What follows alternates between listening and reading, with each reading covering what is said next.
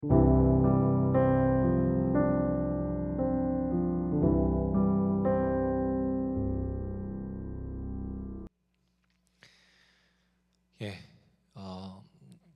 오늘 예수님께서 아주 중요하다라고 말씀하셨던 그 내용을 한번 공부해 보려고 합니다. 예, 죄송하지만 이 카메라가 좀 약간 이게 좀 치우쳐 있는 것 같지 않으세요? 그죠? 지금 감사합니다. 주제가 오늘 무엇이냐면 하나님 사랑의 신학. 하나님 사랑의 신학, 이게 뭔가 여러분 무슨 말인가 싶으실 텐데, 여러분 신학이라고 하면 조금 어렵게 느껴지실 수 있으실 텐데, 사실 신학의 본질적인 의미는 그렇게 어려운 게 아닙니다. 신학이라고 한다는 게 뭐냐면, 성경책을 읽거나 뭐 이렇게 큐티를 하거나 하시면서 하나님은 정말 공의로우신 분이시구나, 하나님은 실수가 없으신 분이시구나, 하나님은 무소부지하신 분이시구나 라는 어떤 진리를 내가 새로이 깨달아 알게 되셨다라면 여러분들이 신학을 하신 겁니다. 그걸 신학함이라고 해요.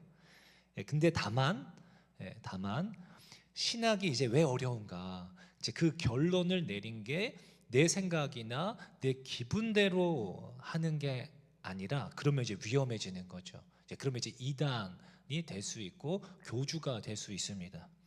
성경의 한 부분만을 골라내어서 결론 내리는 게 아니라 구약과 신약 성경 전체의 내용을 기반으로 해서 올바르고 깊게 결론 내리는 것, 그것이 바로 올바른 신학함이라고 할 수 있겠습니다. 그러다 보니까 창세기부터 요한계시록까지 이제 너무나 많은 성경 말씀들이 있고 또 여러 신학적 주제들이 언급되어지고 있는데, 우리가 그것들을 언제 다 정리해 가면서 또 비교해 보면서 어떻게 올바르고 건강한 어떤 교리들을 또 발췌해낼 수가 있겠습니까? 이게 보통 쉬운 작업이 아니죠.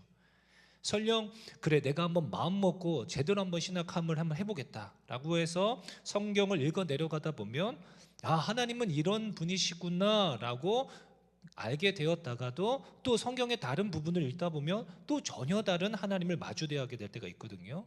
그럼 이제 혼란스러워지는 거죠. 과연 진짜 성경에서 말하는 하나님은 어떤 분이신가, 또 하나님은 어떤 분이신지 계속 결론 내리기가 어려운데, 거기에 덧붙여서 실제로 내가 삶 속에서 경험한 하나님은 또 전혀 다른 느낌의 하나님이실 수가 있는 거죠.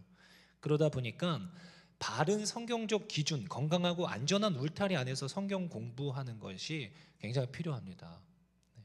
그래도 다행인 것은 성경을 곡해하거나 잘못 이해하지 않도록 이미 여러 탁월한 신학자들이 오랜 기간 동안에 성경 속 진리의 말씀들을 우리가 쉽게 잘 이해할 수 있도록 잘 요약, 정리해 주셨습니다. 그래서 그 내용들을 공부하고 이해하면서 성경을 들여다보면 훨씬 안전한 울타리 안에서 건강하게 성경 말씀을 읽어 내려갈 수가 있고, 또 훨씬 수월하게 말씀을 묵상하고 결론 내리고 내 삶에도 적용해 갈 수가 있는 것이죠. 이제 그럴 때 우리의 영혼이 건강하게 쑥쑥 자라갈 수가 있는 것입니다. 그래서 신학이 중요하고 그것을 공부하고 배워가는 것이 필요하다라고 할 수 있겠죠. 그럼 시작부터 왜 이런 이야기를 하는가? 오늘 주제가 하나님 사랑의 신학이에요. 그러니까 하나님의 사랑이라는 게 과연 뭘까? 하나님을 사랑한다는 게 뭘까에 대해서 한번 알아가 보자, 이제 그런 주제라는 겁니다. 오늘날 너무나 많은 사람들이요, 가장 크고 첫째 되는 계명, 하나님 사랑에 대해 잘못 신학한 분들이 너무나 많다는 겁니다. 가장 크고 첫째 되는 첫 계명부터 신학이 잘못되다 보니까 전혀 엉뚱한 신앙생활을 하는 분들이 많으세요. 그래서 오늘 개인적으로 저는 어떤 새로운 것을 배운다라기보다 깊게 한번 생각해보는 시간이 되면 좋겠다라는 마음입니다. 하나님 사랑한다는 것에 대한 개념을 좀 깊이 한번 생각해보고 정말 하나님을 사랑하게 되는 귀한 은혜가 저와 여러분 모두에게 있으시기를 예수님의 이름으로 축원합니다.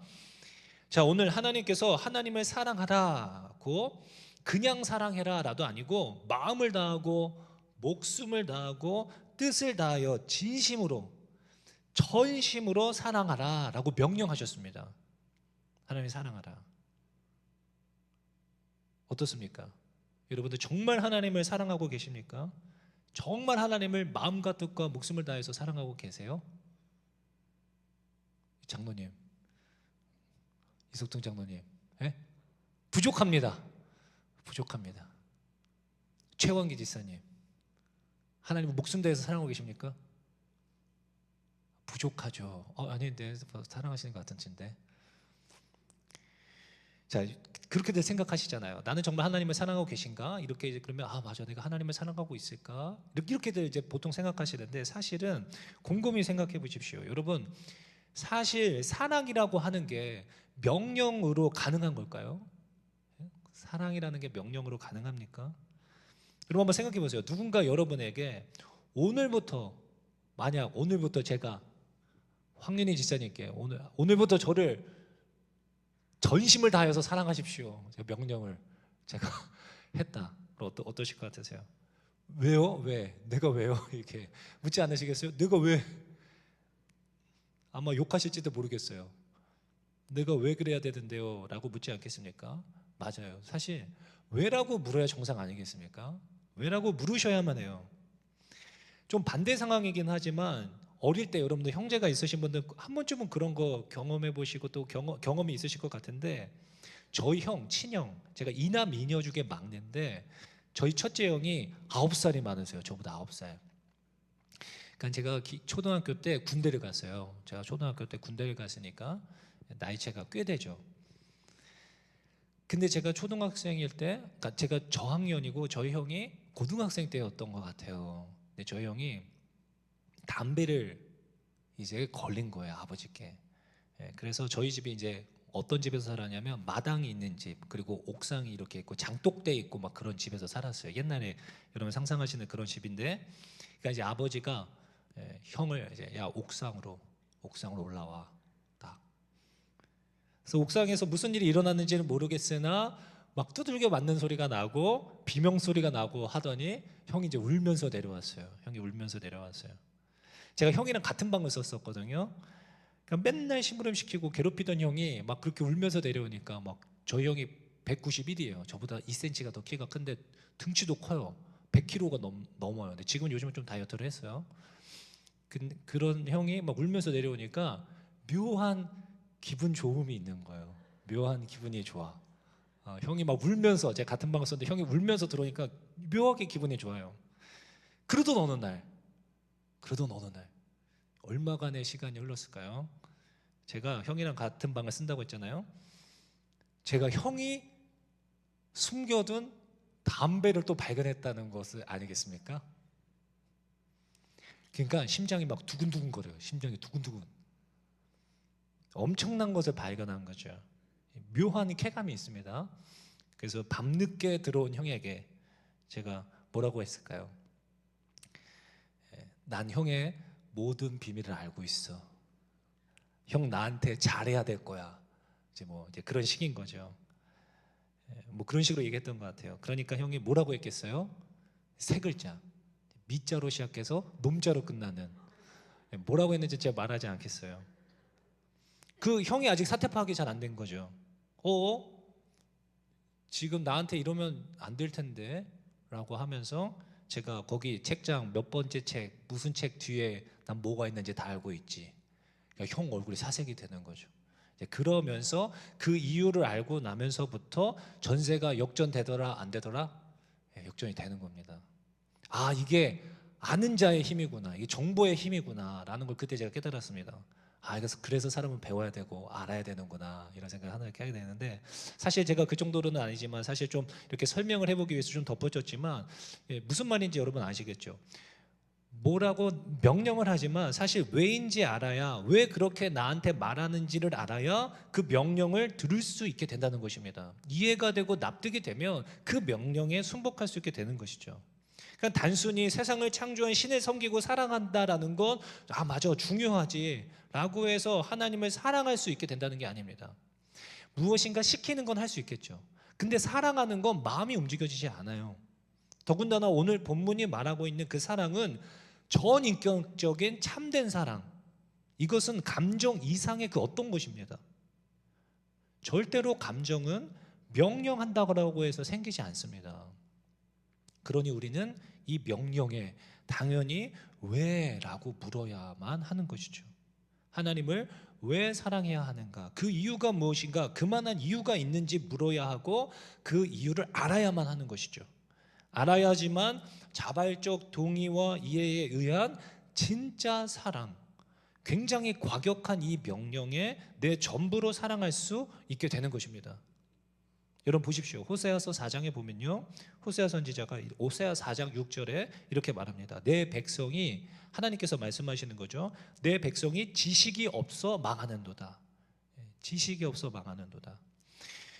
여러분, 이스라엘이 망한 이유는요, 군사력이 약해서도 아니고 정치의 실패에서도 아니라 하나님을 아는 지식의 부재로 망한 것이었습니다. 하나님을 알지 못해서. 바꾸어 말하면 우리의 사랑의 실패는요, 감정의 실패 이전에 인식의 실패일 수 있다는 것입니다. 우리가 종종 그렇게 말하잖아요. 저도 그러고 싶은데 마음이 잘 안 생겨요. 사랑이 식었어요. 그런 마음이 안 생겨요. 그런데 정말 사랑이 식은 걸까요? 아니면 하나님을 제대로 알지 못하기 때문 아닐까요? 여러분, 지금도 내 곁에 나와 함께 계시며 내 삶을 붙잡고 가장 좋은 길로 인도하고 계시는 그 하나님과 함께라면 사실 그 하나님을 사랑하지 않는다는 것은 불가능합니다. 자, 그렇다면 하나님 사랑을 위해서 먼저는 그가 어떤 분이신지를 알아야 하겠는데, 그렇다면 하나님을 안다는 것은 또 무슨 의미일까요? 뭘 의미하는가? 우리는 하나님을 알아, 나 하나님 믿어 라는 말을 가볍게 쓰곤 하는데, 사실 성경에서 하나님을 안다는 그 알은 전혀 가볍지가 않습니다. 그 의미가. 히브리어에서 알다라고 하는 말은 우리가 여러 번 그 설교 시간에도 들어왔던 그 단어, 이제 야다라고 하는 단어를 쓰고 있습니다.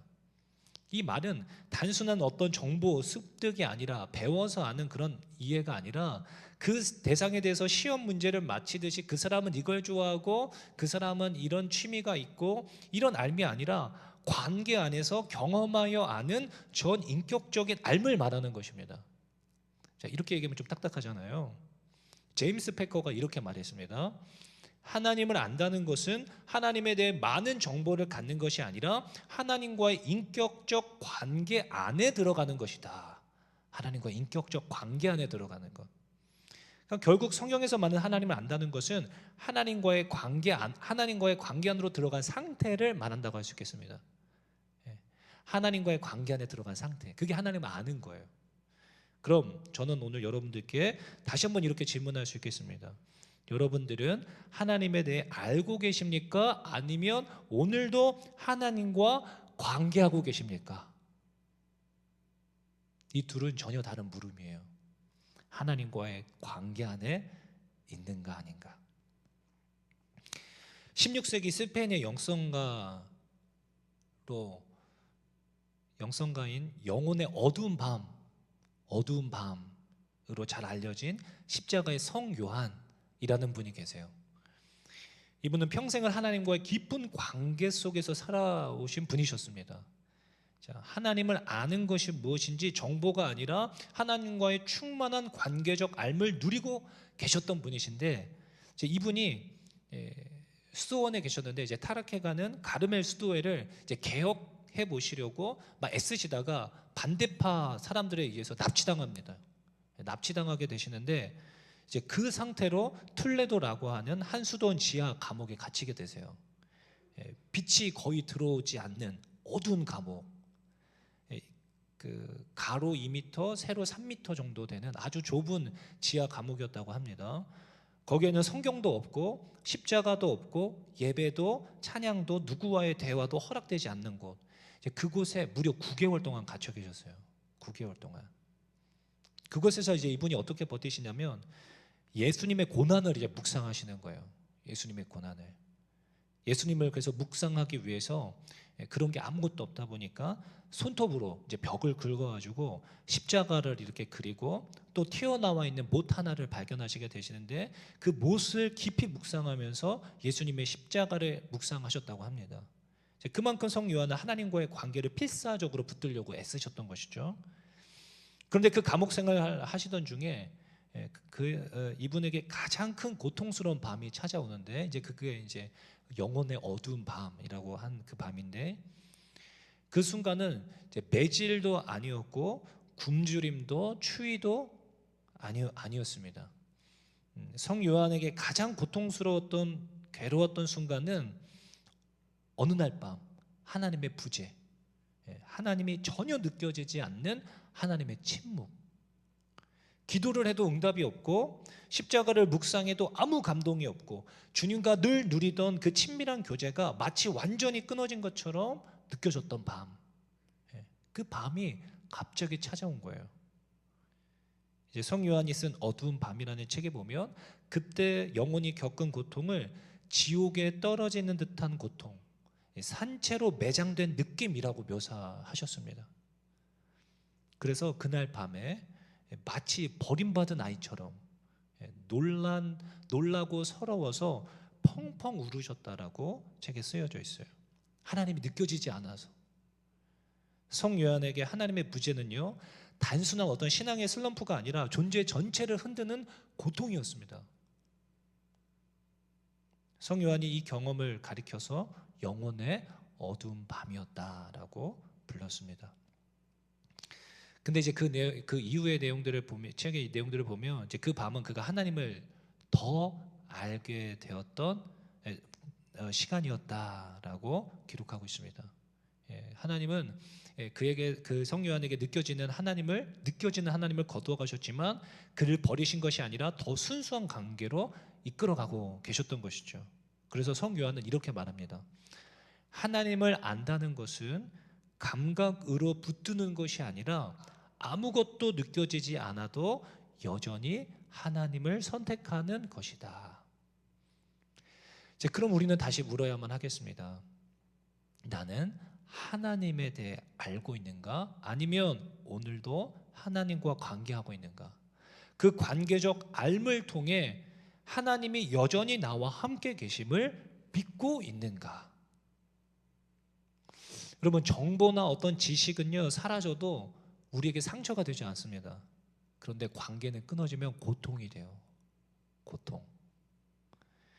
여러분, 그렇지 않습니까? 정말 친했던 친구, 되게 가까웠던 사람과 오해가 생겨서 다투거나 조금 마음이 상해서 가면 계속 괴롭잖아요. 마음이 힘들고 계속 생각이 나고 하루 종일 마음이 편치 않잖아요. 계속 그때 그냥 그 말 하지 말할 걸 그랬나? 그래서 계속 불편합니다. 계속 마음이 불편해요. 성 요한이 울면서 통곡했던 이유는 분명합니다. 이 성 요한은 하나님을 알고 있었기 때문이 아니라 하나님과 관계하고 있었기 때문인 거죠. 그리고 바로 그것이 성경이 말하는 하나님을 안다는 의미입니다. 하나님을 안다는 말의 무게. 마태복음 22장 37절에 예수께서 이르시되 내 마음을 다하고 목숨을 다하고 뜻을 다하여 주 너의 하나님을 사랑하라. 아는 자만이 하나님을 온전히 사랑할 수 있습니다. 자, 그럼 우리는 하나님을 온전히 사랑하기 위해서 순서상 먼저 하나님을 알아야만 하겠습니다. 이제 그게 순서상 먼저인 거죠. 근데 가만히 보니까 우리는 주님을 힘써서 알긴 알아야 하겠는데 문제가 있습니다. 하나님을 알아야 되는데 문제가 있어요.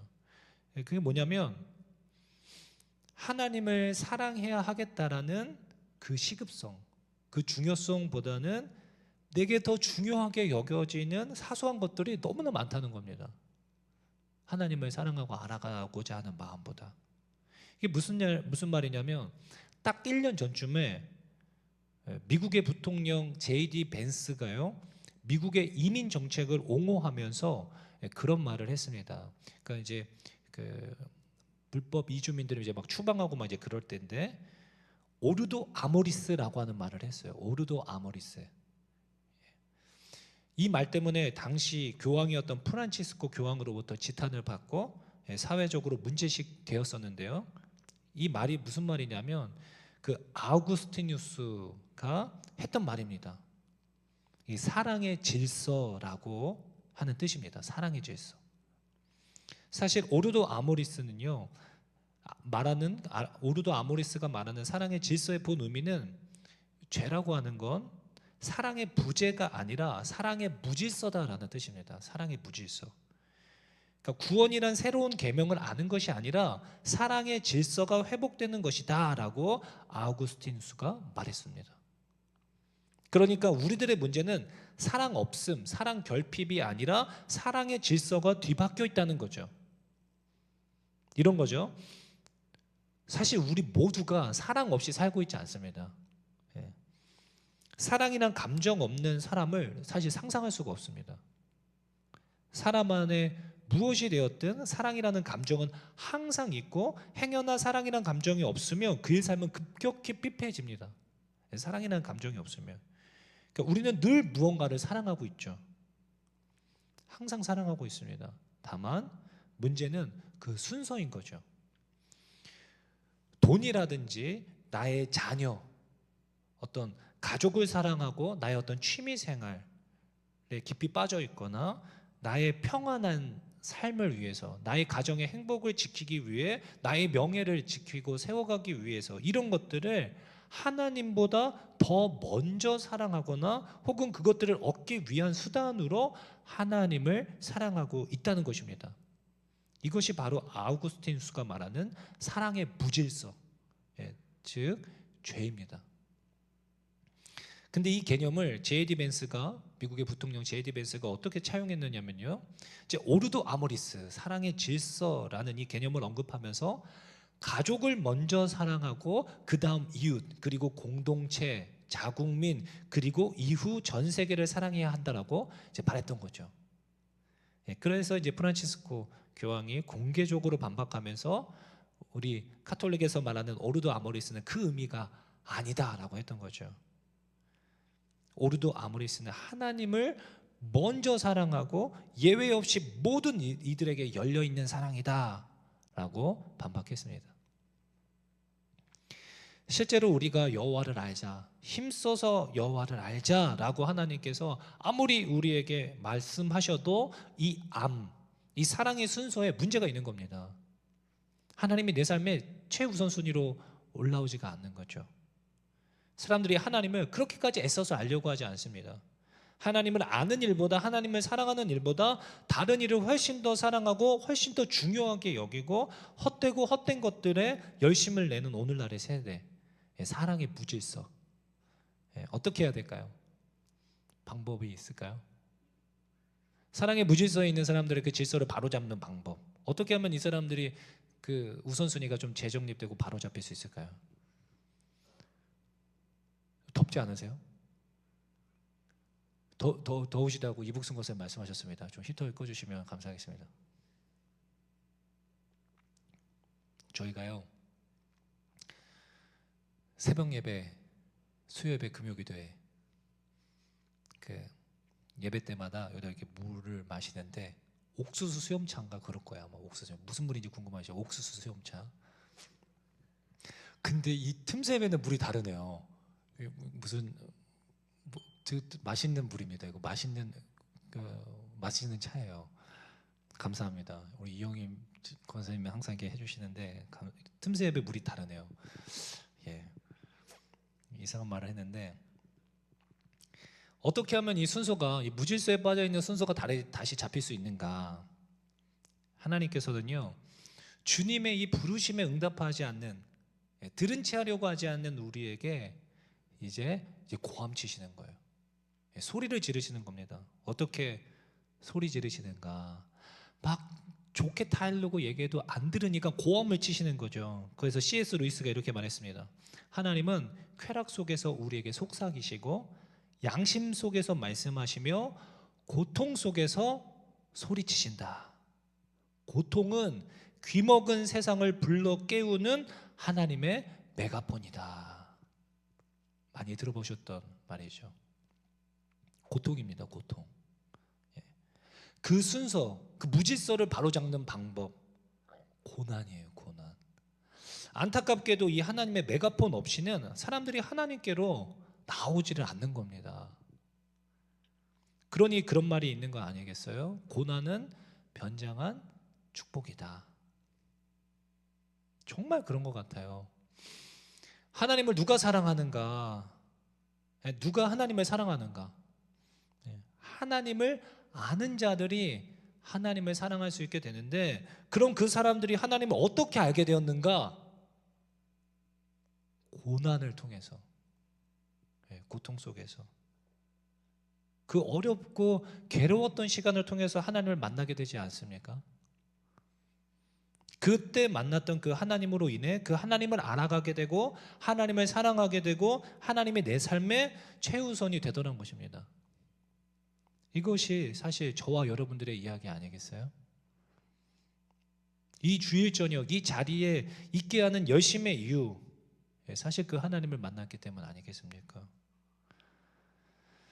참 어떻게 보면 미련스럽고 안타깝지만 완악한 인간의 그 무질서를 흔들어 깨울 수 있는 방법은 이것밖에 없는 것 같아요. 그렇게 하나님 앞에 나와서 가난한 심령으로 주께 울부짖는 자들, 그들은 이제 하나님의 내 삶의 절대적 최우선순위가 되고 그 우선순위를 통해서 하나님을 알아가게 되더란 것입니다. 그럼 그 알매 과정이 그 하나님 앞에 나와 하나님 앞에 가난함, 애통하는 마음을 가지고 나온 자들에게 어떻게 이루어지는가, 좀 그 세세하게 그 과정들을 들여다보자면 빌립보서 1장 9절에 이렇게 기록되어 있습니다. 내가 기도하노라 너희 사랑을 지식과 모든 총명으로 점점 더 풍성하게 하사. 첫 번째 기도입니다. 기도.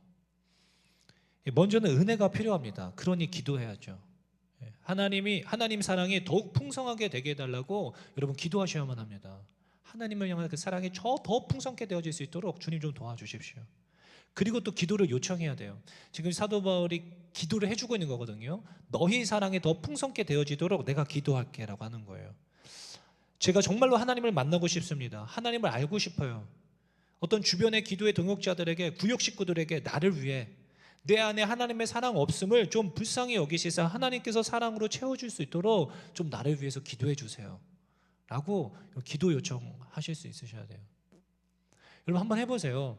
구역 식구들 모여서 기도 제목 묻고 그럴 때 제 안에 사랑 없음을 불쌍히 여겨주시사 하나님의 사랑이 좀 채워질 수 있도록 기도해 주세요.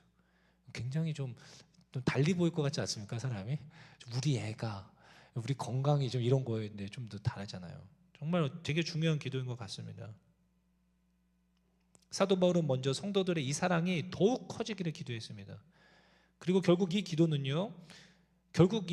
무언가를 달라고 조르는 시간이라기보다 하나님을 알아가도록 날량한 하나님의 뜻이 무엇인지 우리 자신을 주님 앞에 열어두는 시간이라고도 할 수 있겠습니다. 그 시간을 통해 하나님을 만나게 되는 거죠. 그리고 사도 바울이 덧붙입니다.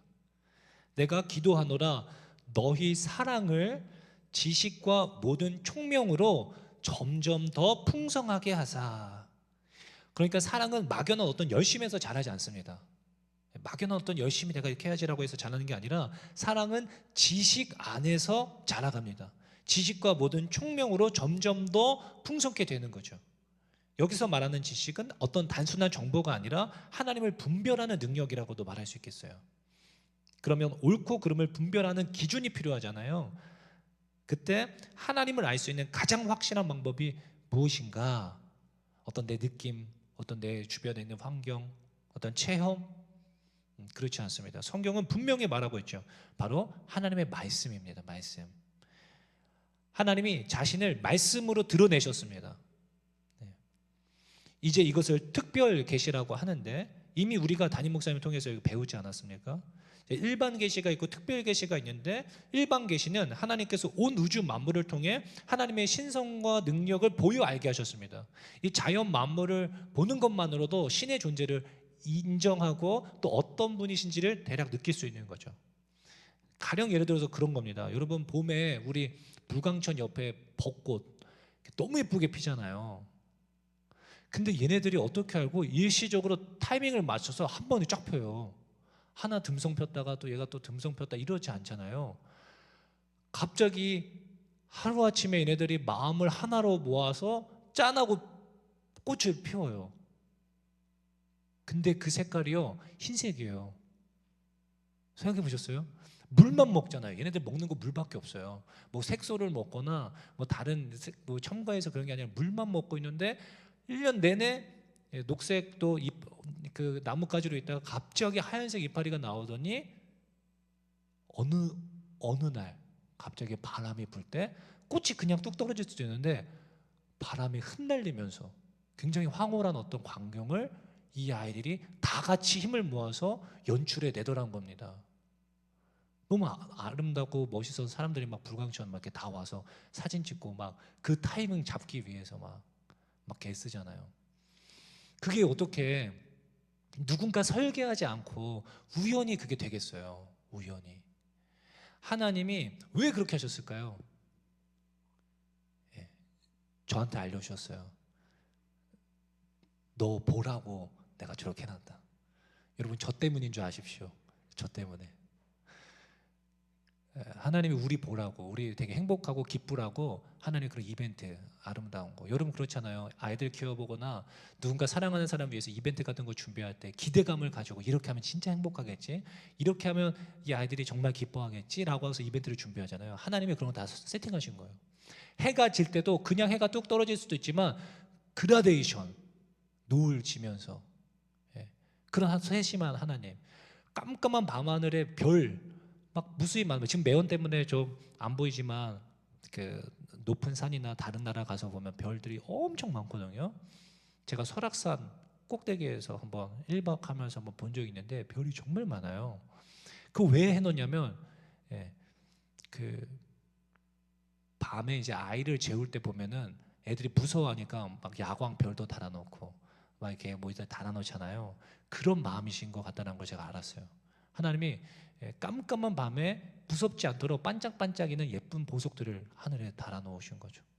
이제 그런 것들을 보면서 하나님의 신성과 능력을, 하나님의 어떤 분이신지를 느낄 수 있는 거죠. 하나님이 얼마나 좋으시고 우리를 얼마나 사랑하시는지. 이제 이런 것들을 일반 계십니다. 자녀를 키우면서 그 어린 아이가 아장아장 걸으면서 웃으면서 나에게 와서 안길 때 어떤 그런 행복감, 이런 것 아버지께서 우리에게 느끼실 수 있도록 허락해 주신 일반 계시입니다. 하나님을 믿건 안 믿건 모든 사람들이 하나님의 은혜를 느낄 수 있도록 이제 일반 계시. 근데 특별 계시는 하나님께서 내가 그렇게 이 세상을, 온 우주 만물을 만들어서 보기에 힘이 좋았더라, 너희들을 위해서 내 모든 걸 이거 준비해 놓았어. 그 사람이 누구냐면 바로 나야 라고 기록해 놓은 게 이 성경책인 거죠. 이게 특별 계시입니다. 어떤 신지식에, 어떤 일반 계시는 신지식에 대해서 한계가 있지만 이 신지식으로는 사실 하나님이 아니라 여러 우상들을 만들 수 있는 여지가 다분한 거죠. 그 신이 어떤 분이신지를 분명하게 계시하신 특별 계시, 그것이 바로 하나님의 말씀입니다. 우리는 하나님의 말씀으로만이 하나님을 온전히 알 수 있는 거죠. 그래서 마틴 루터가 이렇게 말했습니다. 하나님을 말씀 밖에서 찾으려는 순간 우리는 우상을 만들기 시작한다. 말씀을 떠난 삶은 내가 원하는 하나님, 내가 편한 하나님을 만들어서 사랑하게 되어 있습니다. 이제 교회를 다니기 시작한 지 얼마 안 되신 분들은 이런 우를 많이 범하세요. 그래서 쉽게 막 뜨겁게 막 달아올랐다가 금방 식어버리고 막 시험에 들고 상처받고 막 이런 경우들이 있는데, 우리가 만들어낸 그 하나님은 굉장히 무능력한 하나님이고 결국 그 내가 만든 하나님에게 실망하게 되고 뿌리 깊지 못한 신앙생활을 하게 만듭니다. 이게 오늘날 대부분의 썬데이 크리스찬들이 빠져있는 내가 만든 신, 이단 종교라고 할 수 있지 않겠습니까? 내 감정과 내 기분이 하나님을 만들어내는 우를 범하지 않도록 우리가 경계해야 돼요.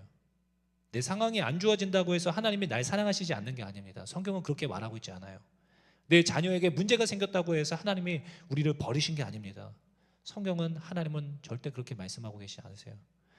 내 감정과 내 억울한 기분을 틈타서 이런 비진리가 내 안에 자리 잡으려고 할 때 말씀으로 내 감정에게, 내 지식에게 선포해야 돼요. 이 시편 42편 11절에 내 영혼아 너가 어찌하여 낙심하며 어찌하여 내 속에서 불안해하는가, 너는 하나님께 소망을 두라. 나는 그가 나타나 도우심으로 말미암아 내 하나님을 여전히 찬송하리로다. 이게 이 말씀이 나를 다스리게끔 하는 거죠. 내 감정과 내 이성은 그렇지 않다라고 계속 부정적으로는 가는데 말씀을 가져가서 말씀을 나한테 선포해 버리는 거죠. 이것이 이제 말씀에 기초한 올바른 신학함이요 알미요 그 말씀이 내 삶을 이끌어 가도록 하는 삶인 줄로 믿습니다. 말씀을 붙잡고 나만의 어떤 기도의 골방에 들어가서 하나님을 독대하셔야 돼요. 삶의 그런 여러 순간들마다 분명히 하나님께서 날 향한 선하신 뜻과 계획이 있으실 거야. 그것을 인정하고 그 말씀 앞에 내 감정과 삶을 다시 본래의 자리를 되찾게 만드는 것이죠. 자, 그리고 위에 말씀과 기도를 통한 암과 더불어서 그에 못지않게 말씀과 기도를 통해서 하나님을 알아간다라는 것을 하나를 이제 배웠고, 그 다음에 위에 말씀과 기도를 통한 암과 더불어서 그에 못지않게 중요하다라고 제가 여기는 것인데, 사실 이 부분은 제가 기회가 되는 대로 설교 시간마다 강조했던 부분이기도 합니다. 그래서 저희 아내는 이제 그 얘기 좀 그만 좀 해라, 막 그렇게 얘기도 하기도 하는데, 저는 사실 왜 그러냐면 이 부분이 진짜 재밌는 것 같아요. 이 부분이 참 재밌어요. 왜냐하면 맛보아 알 수 있기 때문이에요. 맛보아 알 수 있다. 시편 34편 8편에 다윗이 이렇게 얘기해요. 너희는 여호와의 선하심을 맛보아 알지어다. 그에게 피하는 자는 복이 있도다. 그러니까 하나님을 알 수 있는데 너희들이 맛보아서 알아라. 하나님이 얼마나 선하신 분이신지 너희들이 경험해봐. 그렇게 말씀하시는 거거든요. 너희들 좀 경험해봐. 어떻게 그 하나님을 경험할 수 있는가? 결론부터 말씀드리자면 방법은 순종입니다. 순종. 순종이에요. 내 감정과 내 이성은 이렇게 하면 망할 거야. 내가 분명히 손해보고 사람들이 너 비웃고 사람들이 너 되게 쉽게 대할걸? 내 경험상 내 감정이 그렇게 말하는데, 아니, 하나님은 그렇게 말씀하지 않았어. 이렇게 하면 하나님이 하신다고 했어. 그럼 그 말대로 내 감정과 이성을 굴복시키고 말씀대로 살아보는 거죠. 그러면 여호와의 선하심을 맛보아하는 삶이 가능하게 됩니다. 이게 재밌는 거예요. 이게 한 번, 두 번, 세 번 맛보아 알기 시작하면 되게 재밌어집니다. 신앙생활이.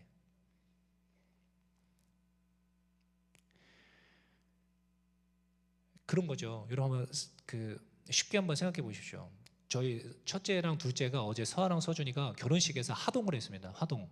이렇게 신부가 입장하기 전에 애들이 먼저 앞에 걸어가는 거, 이걸 했어요. 근데 이제 첫째 서아는 이제 별로 걱정이 안 돼요. 이제 애가 좀 어느 정도 컸고 시키면 이제 잘 하고 이렇게 하면 돼라고 하면은 이제 어느 정도 이 사회성 웃음도 지을 줄 알고, 그래서 이제 잘 합니다. 근데 이제 문제가 둘째인 거예요. 둘째. 근데 얘는 컨디션에 따라서 할 수도 있고 잘 못할 수도 있고, 또 그 시간이 또 이제 졸릴 시간이고 예식장이 또 어두컴컴하잖아요. 애가 그래서 컨디션이 안 좋아지면 급격하게 안 좋아지고 안 한다고 그러고, 그 비싼 옷을 또 렌트해가지고 입혀놨는데 안 올라간다고 그러면 막 이제 그러면 굉장히 곤란해지잖아요. 그러니까 이제 막 간식, 초콜릿, 막 젤리 이런 거 막 잔뜩 사놓고 아이에게, 이 아이가 계속 갖고 싶어했던 헬로카봇 칼이 있어요. 헬로카봇 칼. 그러니까 뭐 피터팬에서 뭐 피터팬이 내 칼을 받아라, 야 뭐 이거 해가지고 그 칼 맨날 그 흉내내고 그래가지고 그래서 엄마가 이제 너 이거 화동 잘하면 그 헬로카봇 칼 사줄 거야. 약속을 했어요. 헬로카봇 칼. 그 애가 그때부터 신나가지고 폴짝폴짝 뛰는 거예요. 그래서 이제 그게 무기가 돼서 너 이러면 안 사줘? 그럼 애가 또 정신을 또 차려요. 어느 정도 차리고 또 이제 가서도 막 아니나 다를까 그 예식장이 어두우니까 그러니까 막 졸려하고 막 계속 우는 거예요. 그러니까 엄마가 이제 헬로카봇 칼 사준다고 했는데 이게 잘 안 먹혀. 그러니까 막 하리보 젤리 입에 계속 넣고, 그리고 여러분 어저께 하동할 때가 하리보 젤리를 씹으면서 껌을 씹으면서 들어갔어요. 그래서 제가 아니 왜 그거를 입에다 넣었냐, 애가 우는데 어떻게 하냐 그래가지고 막 껌을 질겅질겅 씹듯이 하면서 걸어와가지고 약간 좀 미안한 마음이 없지 않아 있었는데, 그 아이가 그래서 결국에는 어제 활동을 다 마치고 나서 그래도 잘했으니까 16,000원짜리 헬로카봇 칼을 선물로 받았을까요, 안 받았을까요? 받은 줄로 믿으시기 바랍니다. 사줬어요. 16,000원짜리. 왜냐하면 약속했으니까. 또 너무 사랑스러운 아이니까 약속했으니까 왜 안 사주겠어요? 했으니까 사주는 거죠. 똑같습니다. 여러분 이 말씀은요 하나님의 약속이에요. 약속. 하나님이 약속하세요. 하나님께서 너 이렇게 하면, 너 순종하면 내가 이렇게 해줄 거야. 예. 하나님께서 그 약속하셨는데 그게 안 들으시겠어요? 내가 깜빡했다. 내가 사실은 진짜 너한테 해주고 싶었는데 내가 이번 달에 쓸 거 다 써버리고 너한테 줄 게 아직 안 남아있다. 뭐 이러시겠어요? 그게 아니거든요.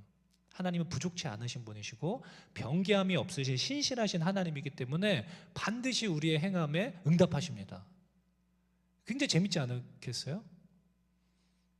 그래서 저는 이 말씀을 사실 거의 전략적으로 믿고 순종합니다. 전략적으로. 뭐냐면 요한복음 14장 21절 말씀인데, 나의 계명을 지키는 자라야, 나의 계명을 지키는 자라야 나를 사랑하는 자니, 나를 사랑하는 자는, 그러니까 네 계명을 지키는 자가 나를 사랑한대요. 근데 그 나를 사랑하는 자는 내 아버지께 사랑을 받을 것이요 나도 그를 사랑하여 그에게 나를 나타내리라. 그럼 그의 계명이 뭔데요? 그 계명을 지키는 자가 나를 사랑한다라고 했으니까, 그럼 그 바로 다음 장에 요한복음 15장에 12절에 이렇게 말합니다. 내 계명은 곧 내가 너희를 사랑한 것 같이 너희도 서로 사랑하는 이것이니라. 자, 여러분 보십시오. 잘 한번 이해해 보세요. 하나님을 사랑한다는 것, 일단 지금 너무 막연하고 어렵잖아요.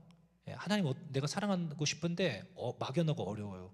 그런데 나의 계명을 지키는 자라야 나를 사랑하는 자니, 다시 말해 내가 너희를 사랑한 것 같이 너희가 서로 사랑하면 그게 나를 사랑하는 거야. 왜요? 그게 쉽지 않거든요. 근데 하나님을 믿고 사랑하기 때문에 하나님을 사랑하기에 사랑할 수 없는, 용서할 수 없는 사람일지라도 용서하고 사랑하기 위해 몸부림치는 겁니다. 그게 이렇게 표현되는 거예요. 이 사람이 정말 사랑스럽고 이 사람이 그래 나한테 미안하다고 하니까 내가 용서해 줘야지, 이게 아니라 하나님 때문에 사랑하기 위하여 몸부림치고 하나님 때문에 용서하고 싶지 않지만 용서하는 겁니다.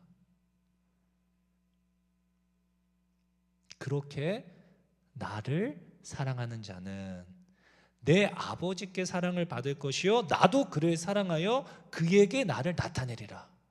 기대되지 않으세요? 하나님이 나를 사랑하실 뿐만 아니라 내 삶 가운데 나타나 주시겠다고 약속하시고 계세요. 결국 그 하나님께 사랑받게 될 것입니다.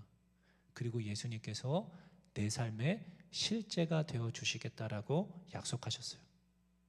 놀랍지 않으십니까? 진짜 이 말씀이 사실일까? 정말 그럴까? 이것을 맛보아 알려면 어떻게 하면 됩니까? 지금 여러분들 머리에 딱 떠올리시는 분 계시죠? 그분을 사랑하면 되는 겁니다. 그 사람 사랑하기 위해 예수님께서 나를 사랑하신 것처럼 그의 제자들의 발을 씻기시고 배신하였던 그 제자들을 다시 용서하시고 사랑하셨던 것처럼 사랑하기 위해 처절하게 몸부림치는 삶. 그게 내 남편이 될 수도 있겠고 내 아내일 수도 있겠고 지금 냉전 가운데 있는 내 자녀가 될지도 모르겠습니다. 또는 직장 상사가 될지도 모르겠고요. 내게 상처 주었던 어떤 기억 속의 어떤 그 사람일 수도 있습니다. 그러나 하나님을 사랑하기 때문에 그를 사랑하기 위해 애쓰는 것, 또 용서해 주는 것, 그러면 하나님 아버지께 사랑을 받게 될 것이고요. 예수님도 그런 나를 사랑하셔서 내 삶에 역사하시겠노라 약속하셨습니다. 그런데 이게 어디 그뿐인 줄 아십니까? 조금 긴데요. 지금까지의 내용들을 제가 말씀드렸으니까 이 성경 구절이 조금 더 쉽게 이해되실 겁니다. 너무 중요해서 제가 한번 읽어드려볼게요. 제가 되게 좋아하고 사랑하는 본문이라서 요한복음 15장 4절로 12절인데 지금까지의 내용들을 한번 머릿속에 넣고서 한번 잘 들어보세요.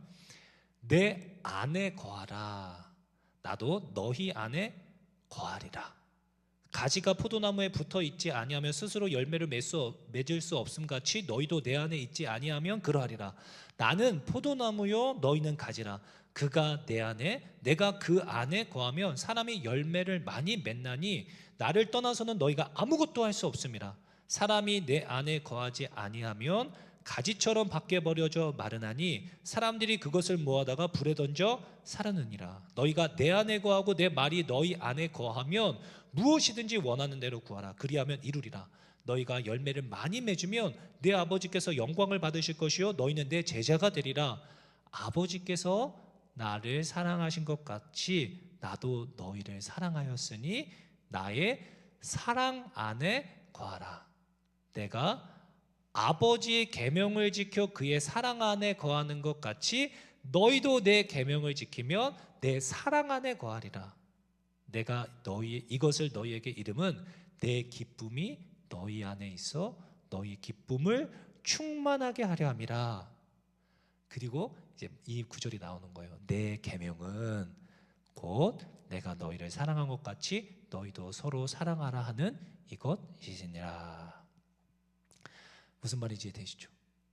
하나님이 내 안에 거해라고 하는데 그 안은 사랑 안에 거하라는 거예요. 내가 왜 이거 너희들한테 얘기하냐면 너희들이 행복했으면 좋겠어. 너희들이 정말 기쁨이 충만한 삶을 살았으면 좋겠어. 그 방법이 뭐라고요? 너희가 내 계명을 지켜 내 사랑 안에 거한다라는 거죠. 내 안에 거할 수 있게 된다는 거. 여러분, 하나님의 사랑 안에 거하는 사람 얼마나 행복할까요?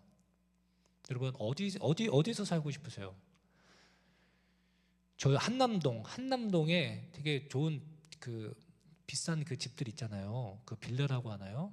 막 그런 데서 한번 살아봤으면 좋겠다라는 생각을 한번 해봤던 적이 있습니다. 유튜브에서 뭐 부동산 집 이렇게 막 보여주는 거, 요즘 그런 거 왜 이렇게 보여주는지 모르겠어요. 그만 좀 보여줬으면 좋겠습니다. 유튜브 관계자분 여기 계시면 알고리즘 안 떴으면 좋겠는데, 제가 봐서 계속 뜨는 건지 모르겠지만 그런 집들 보면은 이런 집도 있구나, 야 이런 집도 있구나, 이런 거 막 보게 되잖아요. 근데 그 집 안에서 산다고 해서 정말 행복할까요? 안 살아봐서 모르겠어요. 한번 살아보면 모르겠는데, 근데 하나님 사랑 안에서 산다면 그보다 행복한 게 어디 있겠습니까? 정말 하나님이 날 사랑하신다는 그 사랑 안에서, 하나님이 그래서 너희들이 기쁨이 충만했으면 좋겠어. 그 방법이 내 계명을 지키는 것, 내가 너희를 사랑한 것 같이 너희도 서로 사랑하는 거야 라고 말씀하셨습니다. 처음 우리가 이야기했던 하나님과의 그 관계 안에 머무는 것, 하나님을 아는 게 아니라 하나님과의 그 관계 안에 머무는 길, 그 방법은, 그 키가 바로 내 지금 옆에 좌우 앞뒤에 앉아있는 그 사람들을 사랑하는 것이라는 겁니다. 자, 그러면 지금 좌우 앞뒤에 계신 분들을 잠깐 한번 보십시오. 이분들이 키예요. 여러분들, 이분들이 키예요. 전혀 다르게 보이지 않습니까? 사랑해서가 아니라 이제 전략적으로 내가 살려면 지금 내 옆에 있는 사람들을요 이용해야 돼요. 이용해야 돼요. 어떻게요? 사랑해서가 아니라 내가 살기 위해서라도, 하나님 사랑 안에 머물기 위해서라도 사랑하는 겁니다. 여러분들 삶 속에 되게 힘들게 하고 어렵게 하는 어떤 그런 상황들이 오잖아요. 그때가 굉장히 강력한 타이밍입니다. 제 경험상으로도 그렇고 제가 여러 가지 제가 이렇게 본 사례들을 보아서도요, 되게 힘들고 어려운 상황, 누가 봐도 그 사람의 잘못이고 내가 너무 억울해, 내가 너무 누명을 뒤집어 썼어요. 저 사람 너무 실수했고 나한테 너무 큰 실수, 갑자기 막 소리를 지르고 윽박 지르고 막 나에게 너무 큰 수치심을 줬어요. 사람들 다 있는 데서 막 그러면서 나한테 너무 윽박 지르고 그랬어요. 그때가 기회입니다. 그때가. 그럴 때 정말 가장 큰 기회입니다. 그렇다고 해서 또 여러분들 저한테 그런 기회를 주려고 하지 마세요. 저한테 기회를 주려고 하지 마시고, 저는 알아서 잘 사랑하고 섬기기 위해서 애쓸 테니까요. 그런 시간이 있을 때 여러분, 그렇잖아요. 여러분들이 부모라고 생각해 보세요. 내 아이가 되게 마음 어렵고 힘든 상황인데 그때 애가 마음을 딱 지키고, 알았어, 내가 미안해, 내가 미안해 라고 하고 딱 감정을 추스리고 돌이켜서 뒤 돌아서서 울고 너무 가슴 아파서 막 속상해서 막 울더라도 그 앞에서 화내지 않고 자기 감정을 추스리는 모습을 아빠가 내 아이가 그러고 있는 걸 곁에서 봤다. 어떠실 것 같으세요? 막 마음에 막 그 분함과 막 하면서 막 속상한데 너무 기특하고 예뻐 보이겠죠. 하나님께 그런 모습을 보일 수 있는 절호의 기회입니다. 그럴 때마다 내가 악에게 악으로 지지 않고 내가 하나님을 사랑하기 때문에 제가 주님의 말씀을 따라 선택하겠습니다 라고 할 때, 하나님이 우리의 삶의 실제가 되시고 하나님이 나를 사랑하여서 나에게 나타나실 것입니다. 전략적으로 하셔야 돼요. 전략적으로. 우리는 종종 이렇게 생각합니다. 제가 더 알게 되면, 신앙이 좀 더 성숙해지면 순종하겠습니다. 그러나 성경은 그렇게 말하고 있지 않아요. 순종하는 자에게 내가 나를 더 알게 하겠다 라고 말씀하시는 거예요. 자, 그렇다면 이렇게 물을 수 있겠습니다. 우리는 하나님에 대한 알미 부족해서 순종하지 않는 걸까요? 아니면 순종하지 않기 때문에 더 알지 못하는 걸까요? 다시요. 하나님에 대한 알미 부족해서 순종하지 못하는 게 아니라 순종하지 않기 때문에 하나님을 더 알아갈 수가 없는 겁니다. 여러분, 믿음의 조상 아브라함이요, 어떻게 자신의 본토 친척 아비집을 떠날 수 있었습니까? 모든 설명을 들었기 때문에, 납득이 되었고 안전이 보장되었기 때문이 아니라 히브리서 11장에 보니까 갈 바를 알지 못하고 떠났다고 기록되어 있습니다. 알지 못했지만 순종하였고, 순종하였기 때문에 그 크신 하나님을 알아갈 수 있게 되었던 거죠. 의심 많던 아브라함이 끝내 자신의 단 하나뿐인 아들을 전혀 의심하지 않고 하나님께 드릴 수 있는 관계적 알의 사람, 믿음의 사람으로 자라갈 수 있었던 거죠. 여러분, 순종해 보세요. 말씀을 살아내 보십시오. 내 삶에 어떤 일들이 일어나는지. 그런 말을 제가 즐겨서 사용하는데, 하나님의 나라와, 먼저 그의 나라와 의를 위하여 수고하고 애쓰는 자, 하나님께서 어떻게 책임지시는지 두고 봐라. 두고 봐라. 그런 말을 하고 있는 제가 이제 그렇게 살면 안 돼, 그렇게 안 살면 안 되잖아요. 그래서 제가 청년부 사역할 때 임력은 리더들한테 그렇게 도전하고는 했습니다. 너희들 청년회 때 그 인생을 위해서 굉장히 치열하게 살아가고 있는데, 굉장히 열심히 막 그 스펙도 쌓고 취업하기 위해서 막 굉장히 회사에서도 모진 어떤 대우를 당하면서도 버티고 끝내 버티면서 그래도 치열하게 살아가고 있는데, 야, 너희들 하나님 약속하셨다. 하나님의 나라와 의를 위하여 애쓰는 자, 하나님께서 그 모든 것 너에게 더해 주시겠다고 분명히 약속하셨어. 한번 해봐라. 두고 봐라. 하나님께서 너희들 어떻게 책임지시는지 한번 봐라. 근데 아이들이 선뜻 이렇게 삶을 헌신하지 못합니다. 왜냐? 샘플이 없는 거예요. 모델이 없는 거예요. 모델이. 그렇게 살아가면서 하나님께서 책임지시고 인도해 가고 계시는 사람들을 곁에서 볼 수가 없는 거죠. 불안한 겁니다. 내가 정말 이렇게 한다고 해서 하나님이 내 삶 책임지실까? 진짜? 하나님이 모든 것 더해 주시겠다고 약속하셨긴 하셨는데, 그거 걱정하고 염려하지 말라고 하시기는 나 알지. 근데 불안한 거예요. 내 인생 이렇게 살면 망하는 거 아닌가. 그러면 제가 그럴 때 너희들 그럼 멀리 말고 일단 먼저 그 길 앞서 가신 옆에 있는 믿음의 선배들, 그분들을 좀 봐라 라고 이야기하게 되거든요. 그 중에 저도 한 사람이잖아요. 그 중에 저도 한 사람.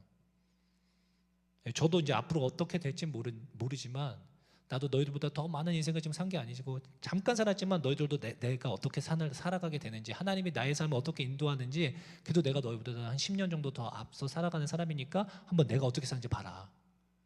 지금 제가 어떻게 살고 있는가. 제가 저희 교회에서 사례비 한 270, 80 요 정도 지금 8년 차 돼서 이제 받고 있거든요. 지금 그걸로 5식구 먹고 살고 있잖아요. 5식구. 걔네들은 혼자 벌어서 혼자 그 정도 금액 가지고 살고 있잖아요. 근데도 불안해요. 야, 나는 그 돈으로 5식구 먹고 살고 있다. 그런 얘기 해줘요. 그리고 나 앞으로 지금 내가 모으고 있는 거 하나도 없지만 하나님이 내 삶을 어떻게 책임지고 계시는지 한번 두고 봐라. 내가 굶어 죽는지 남게 되는지 한번 봐. 하나님이 어떻게 책임지시는지. 하나님이 날 책임지실 거라고 믿고 나는 여기에 올인했다. 그런 이야기예요.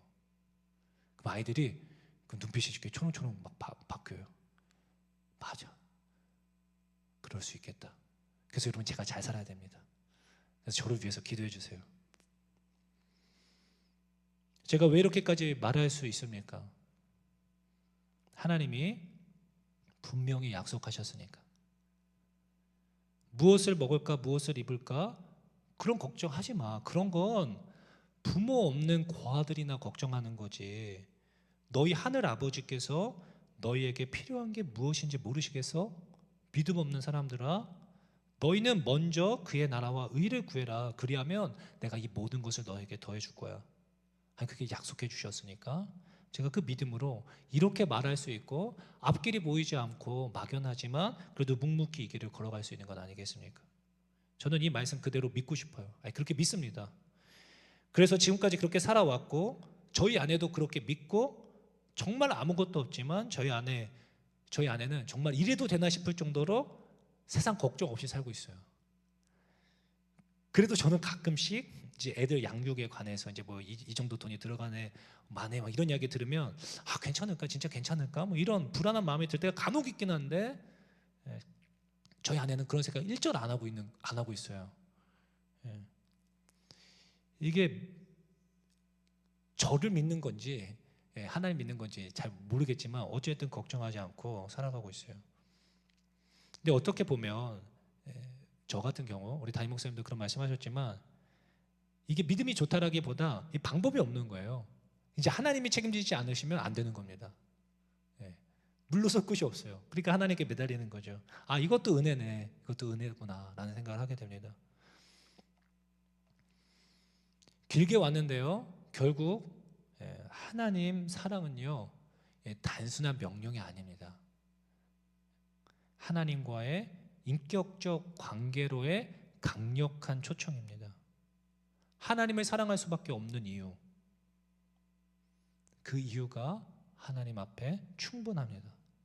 그러니 여러분, 하나님을 사랑하십시오. 온 마음 다해 진심으로 말씀과 기도를 통해 순종을 통한 알므로 주님 안에 거하며 내 곁에 있는 사람들에게 하나님이 얼마나 좋으신 분이신지를 입술로 삶으로 증명해내는 저와 여러분 모두 되실 수 있으시기를 예수님의 이름으로 축원합니다. 기도하겠습니다. 사랑과 은혜가 많으신 아버지 하나님, 저희들 하나님을 사랑하고 싶습니다.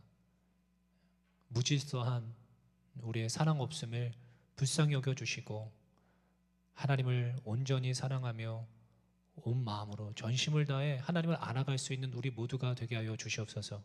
그리하여 내 삶 가운데 일하시고 역사하시는 여호와의 선하심을 맛보아 알아 그 하나님을 전인격적으로 사랑할 뿐만 아니라 우리 주변에 있는 이들에게 자신 있게 담대하게 증거하고 자랑하며 살아갈 수 있는 참된 주님의 자녀로 삼아 주시옵소서.